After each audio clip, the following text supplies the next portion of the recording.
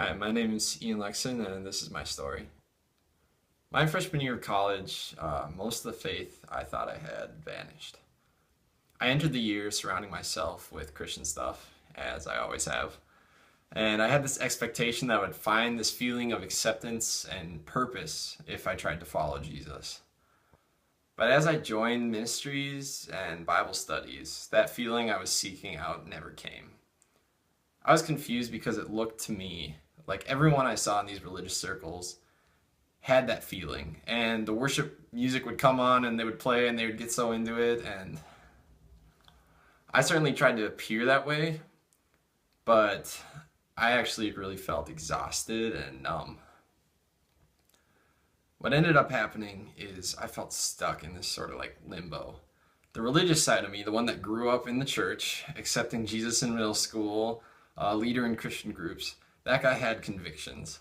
I thought God would reject me if I went out and partied or if I gave into sexual immorality. And every time I gave into the pressure to drink or to look at pornography, I would feel awful. I would want to feel awful because I knew it was wrong, but I did it anyway.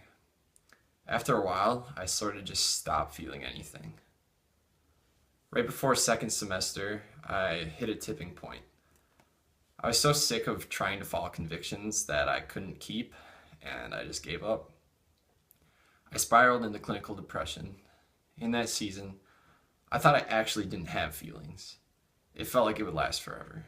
I didn't disbelieve in God, but I thought He didn't want me, and that He had no use for someone so weak-willed. I would pray nonstop that He would fix me, that He'd provide for my needs, that He would stop me from sinning. But it felt like all those prayers fell on deaf ears.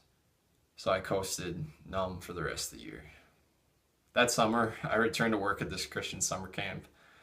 Not because I wanted to do Christian things, but because I didn't really want to talk with my parents. And I was expecting to sort of pretend and it was all good and just keep coasting. But upon arriving, my boss actually told me I'd be basically training and leading 20 plus people spiritually and managerially for the summer. And objectively, that was an awful idea for a 19-year-old to be given that position, let alone one who just went through a year of depression and rebellion. But what followed was a summer where I had nothing to offer God, but He kept using me anyway. And after a while, it clicked to me, the real message of the gospel that I had been missing. Accepting Jesus doesn't mean you won't sin or fail Him. It doesn't mean that you'll slowly earn the salvation you've been given. Following Jesus means that you recognize there's nothing you can possibly do to earn God's love or even deserve salvation, but that you don't have to try to either. God sent Jesus not to prove His love, but to offer a way to Him even though He demands perfection. Jesus, living a sinless life, dying on the cross, offers us a way out. Our guilt for His, God viewing us based on how righteous Jesus is. For me, this changed everything. I'd been chasing a religion when a relationship with God was being offered. This means that when I fail or sin, God won't disapprove of me or leave me, but rather He's already forgiven me. Now, some of you knew this story before, some of you heard parts, others, this is all new.